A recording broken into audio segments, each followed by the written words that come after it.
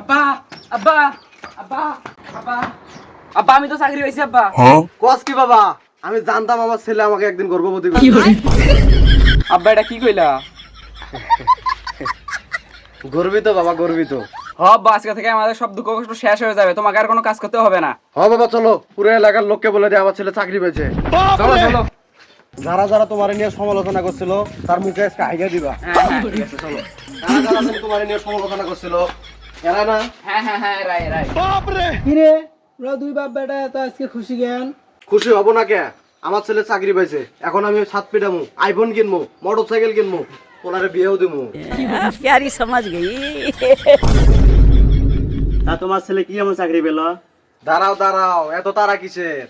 বাবা বললা দাও, কি চাকরি পাইছো? লেট্রিন সাপটা চাকরি, মাসে 5,000 টাকা বেতন।